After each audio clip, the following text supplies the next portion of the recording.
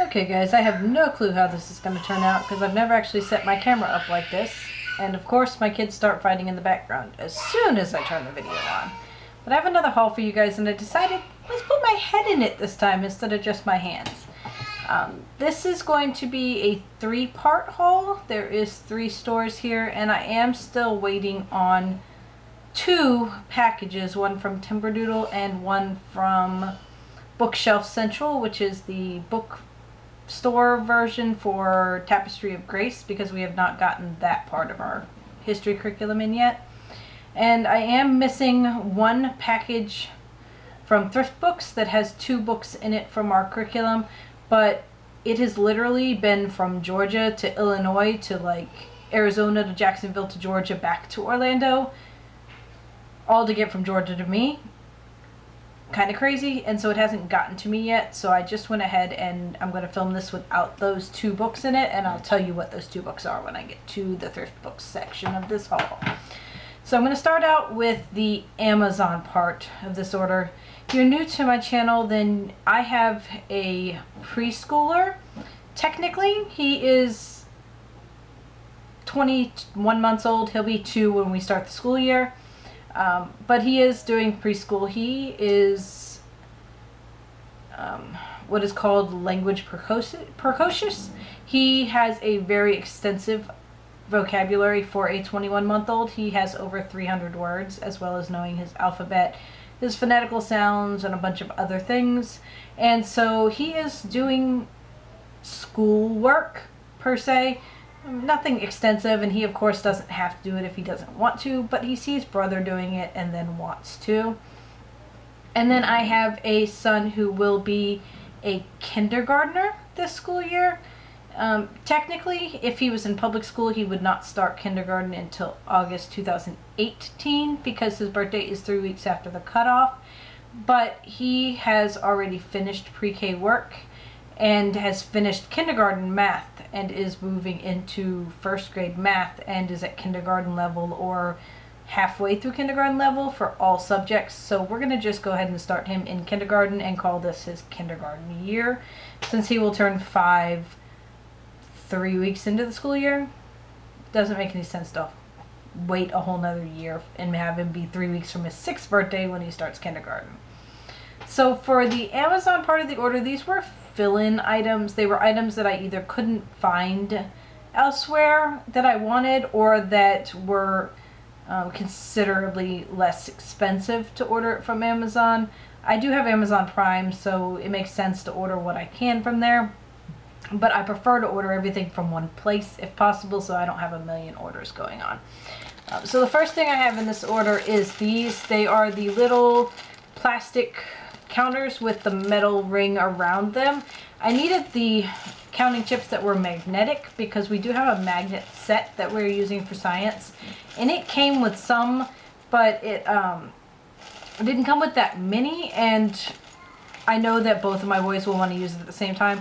Like, it came with 6 magnetic wands, but only like 25 of these chips. Didn't really make sense, so I picked up an extra set so that both of my boys could use them at the same time. Then I have some water beads. These are like the Orbeez. I picked these up as a sensory thing. Another thing about both of my boys, I've said this in previous videos, my oldest son has autism. He is moderate on the autism scale. He was nonverbal for a lot of years. He is now at about a 30-year-old's vocabulary as far as language development goes, despite being almost 5. And he has sensory processing disorder. My younger son is 21 months. He did last week receive a diagnosis of autism and sensory processing disorder as well. We suspected it, but we got an official diagnosis. He is on the high functioning side. He has all of these social and sensory problems that his older brother has. He does not have the language development issues. As I said, he is considered very advanced in vocabulary, and thus he receives what is considered a Asperger's diagnosis. And so since they both have sensory issues, I thought the water beads would be good for them. Next is a few readers. I got 2 different types. These are the Batman Phonics Fun Readers. These are from Amazon. There's 12 books in the set. And these are the basic books, kind of like a Bob book would be, where it has literally just a few words per page, not too many. And it starts out with book 1 and goes through, and there's 12. It goes through the phonetical short vowel sounds. My son, both of my sons, but my older son especially, is obsessed with Batman right now. And so I figured those would be good for encouraging him to want to read. And then when he has finished those and is towards the end of the school year reading at a more independent level, I picked up these 3. So this is a DK reader beginning to read level 1. And this is the Lego movie, but it has Batman in it. There is Team Batman, packed with facts you need to read, and this is also a DK level 1 reader. And then this one is the Step Into Reading level 1 Ready to Read, which is the first set from them. And this is the DC Friends Flying High, so it also has Batman on the cover, and it literally just has a few words per page. You know, I think 8 is the most words that's on any one given page, and I think that both the boys will enjoy them, but my older son right now. Next is the Complete Liberty Kids series. I got this for $7 on Amazon, $7 and some change, and it actually has bonus study guides and activities in it. I'm using this to go along with our history program when we get into the U.S. history parts of it. But I think my boys will also enjoy just watching it later on when they get a little older. I got this book to do over the summer, just as something fun to do. It is the Adventures Around the Globe by Lonely Planet Kids. It has 250 stickers in it and just talks about different places around the world. So, like, here's a page on Oceania, and it talks about all kinds of different things about Oceania. And let's see, another example is Machu Picchu, and so it just has different things about different places. And then there's stickers that go along with each page that you stick on. Stickers for Times Square and Venice and the Great Barrier Reef. There's the stickers for Machu Picchu, and I figured my son would enjoy putting the stickers on and playing with that, learning some stuff about the world over the summertime. During the summertime we are not taking off, but we are also not starting our full curriculum until July. So our summertime is actually going to run May 1st to July 3rd. July 3rd we will start, that's the first week of July, we will start our kindergarten curriculum. So this will be something he does over the summertime. These are the Sylvan Learning Kindergarten K Math flashcards. I liked these. I have some flashcards already that I picked up like the dollar spot at Target. But I liked these because in there they have cards that are things like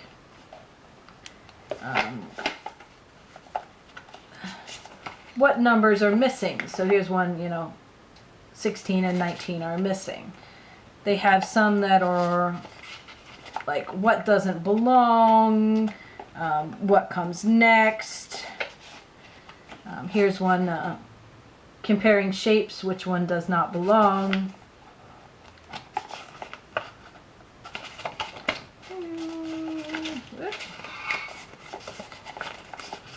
Here's another, which one doesn't belong. Obviously the cherries don't belong with the bugs, and I liked that it's comparing and contrasting. I think that my son will benefit from having that. This is something we're going to do in the morning. This is called the Everything You Need to Know by the Smithsonian Kids. And this is the K through 1 box. And it has 250 cards. Each card is just a short little fact about something. Very first card is A is for astronaut. And it just tells a little fact on the back about astronauts. It's literally just a little short blurb about astronauts. And my plan for these is actually to use them at breakfast time.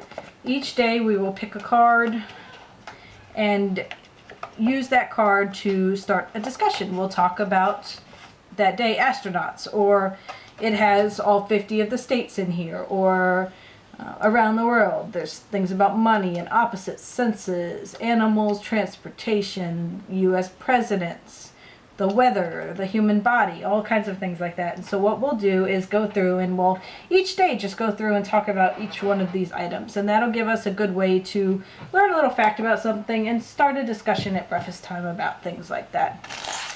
I picked up a giant bag of feathers because we just have a few activities in history that call for feathers this year. And the only ones I found at Walmart were the long stick ones, and I wanted some of the more fluffy ones, so I just picked up some of those. This is the Julia Rothman collection.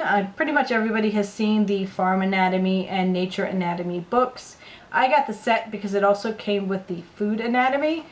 Little known fact, I actually was a chef. I have a degree in culinary arts. That's what I did for a living until I got pregnant with my older son. When I was about 5 months pregnant, being in the kitchen made me want to puke.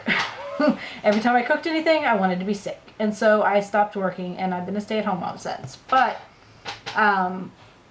food is still my thing. I still love cooking, and so I wanted to have that one because my sons also enjoy being in the kitchen with me. If you haven't seen these books, I'll give you an example. This is the Nature Anatomy book, which was the first in the series. And it just has amazing pictures with little facts about different things. This is about butterflies. Here's one about North American trees,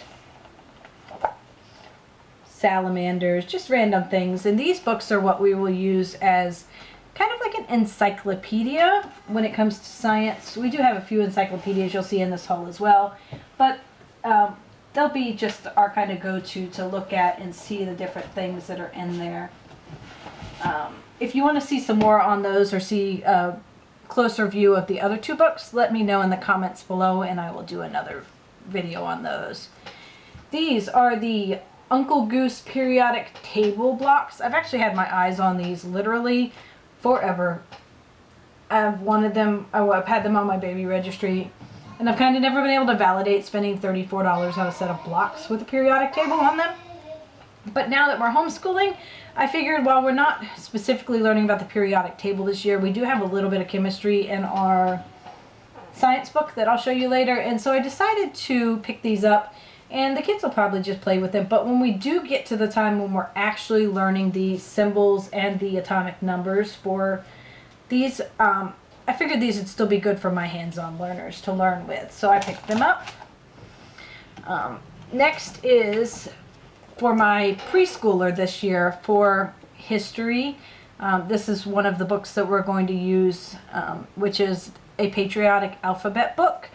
A is for America, and it goes through and it just has a little thing about each, like M is for Mount Rushmore, and a little thing about it. And so we'll read through this probably multiple times throughout the year and just enjoy having a book to read about it.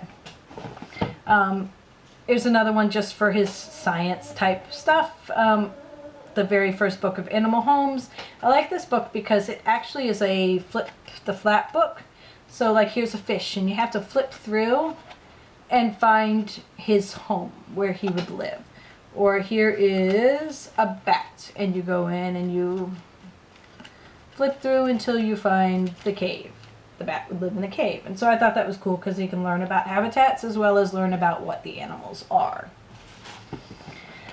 Another social studies type book. We actually have the other one in this series, which is This Little Explorer's a Presidential Primer, and we'll use that one as well. It's already, I bought that one last year, so it's still in the pantry or closet that we use for storage. But it teaches about the different presidents. This one, on the other hand, does a little thing about the different explorers. So it tells you what explorers do, and then it tells you a little bit. There's Leif Erikson, Marco Polo, Edmund Hillary, who was the first one to climb Mount Everest. There you go. I didn't know that. Neil Armstrong. I just thought they're cute. The little illustrations are cute. They bring it down to a level where a preschooler can enjoy it and understand it. Next is, this is actually the second half of the school year's math We homeschool year-round, not on a typical school schedule. So while we start in July, we will go through probably 2 texts per school year approximately. We are starting out with mathematical reasoning A, which is kindergarten, because we have already used mathematical reasoning for last year. So we're going to continue it because my son does enjoy it. But he went through it really fast because he does 8, 9, 10 pages a day before he wants to put the book away and move on to the next thing. So I got this one to do next. This is considered the first grade level, although I don't feel like it's all that difficult and probably appropriate for more kindergarten. The first lessons in the book are numbers 0 to 9. I don't know very many first graders who don't know how to count from 0 to 9, but you never know.